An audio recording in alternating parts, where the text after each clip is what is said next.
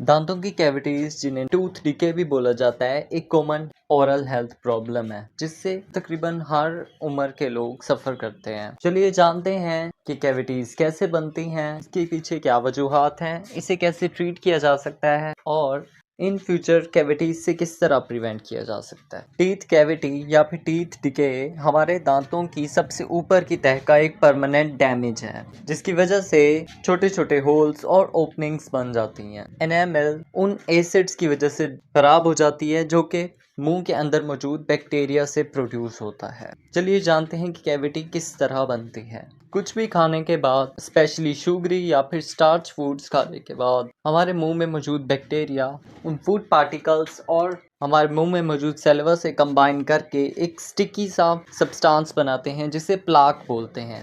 पीला सतह दिखने में होता है, जिसकी वजह से हमारे दांत पीले भी दिख रहे होते हैं। इस प्लाक के अंदर बैक्टीरिया होते हैं, ये एसिड्स प्रोड्यूस करते हैं। जब ये एसिड्स बार बार हमारे दांतों की एनामल सरफेस पर अटैक करते हैं तो ये हार्ड हमारे दांतों की सबसे प्रोटेक्टिव लेयर की डीमिनरलाइजेशन शुरू हो जाती है। ये अपने अंदर से मिनरल्स को लूज करना शुरू कर देती है, जिसकी वजह से ये कमज़ोर होती चली जाती है, इसका सरफेस रफ हो जाता है। अगर ये एसिड अटैक्स चलते रहे और प्रॉपर क्लीनिंग ना हुई तो एनामल टूटना शुरू हो जाती है, जिसकी वजह से छोटे होल्स और कैविटीज बन जाते हैं। अब ये होल्स डीप से डीप होते चलते हैं, डेंटिन यानी दूसरी लेयर तक पहुंचते हैं जो कि एनामल के मुकाबले सॉफ्ट होती है। उसके बाद ये पल्प तक जाते हैं। जब ये डिके पल्प तक चला जाए, जो कि दांत का सबसे निचला वाला हिस्सा है, ये हमारी नर्व्स और ब्लड वेसल्स पर मुश्तमिल होता है, तो ये दर्द,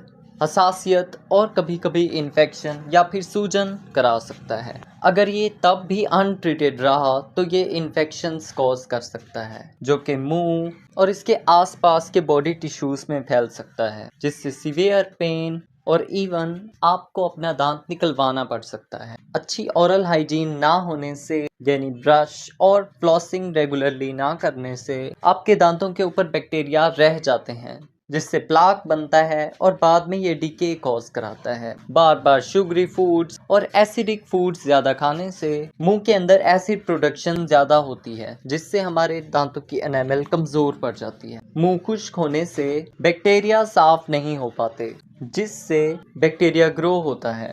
अब इन कैविटीज़ को ट्रीट किस तरह किया जा सकता है? आप फ्लोराइड ट्रीटमेंट्स ले सकते हो। अगर डीके पहले कुछ स्टेजेस में है तो फ्लोराइड एनामल को रिपेयर कर सकता है, जिससे फर्दर डैमेज से बचा जा सकता है। अगर डीके कुछ हद तक हो चुका है तो डेंटल फिलिंग्स की जा सकती हैं। डेंटिस्ट खराब पोर्शन को निकाल देते हैं और मौजूद होल को स्पेशल मटेरियल से फिल आउट कर दिया जाता है। कभी कभी खराब हुए दांत के ऊपर की तह पर एक कैप लगा दी जाती है। अगर डीके दांतों के पल्प तक जा पहुंचा है तो रूट कैनाल ट्रीटमेंट की जाती है, जिससे इन्फेक्टेड टिश्यूज को हटा दिया जाता है। एक्सट्रीम केसेस में, जब दांत बहुत ज़्यादा डैमेज्ड हो और रिपेयर ना हो सकता हो, तो इन्फेक्शन से बचने के लिए दांत को निकाल दिया जाता है। अब टीथ कैविटीज और इस डीके से बचने के लिए आपको रेगुलर ब्रश करना है, twice a day. Fluoride toothpaste के साथ कर सकते हो ताकि सारे फूड पार्टिकल्स और प्लाक बिल्डअप हट जाए।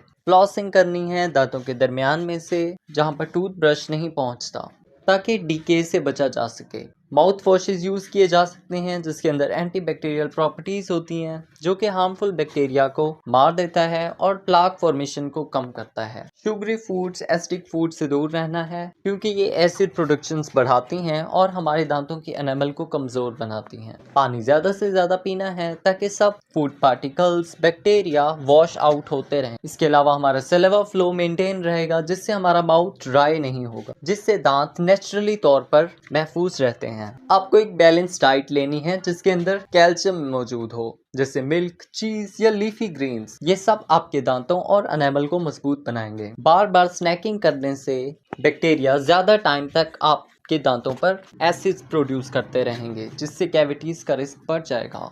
अल्कोहल और टोबैको से बचना है, क्योंकि ये आपके माउथ को ड्राई कर सकता है, जिससे प्लाक बिल्डअप और गम्स प्रॉब्लम्स हो सकती हैं। आई होप आपको वीडियो पसंद आई होगी। अगर वीडियो पसंद आई है तो वीडियो को लाइक कीजिए, अपने ओपिनियंस कमेंट सेक्शन में दीजिए, शेयर कीजिए वीडियो सबके साथ। मजीद ऐसी वीडियोस के लिए चैनल को सब्सक्राइब कीजिए। Thanks for watching.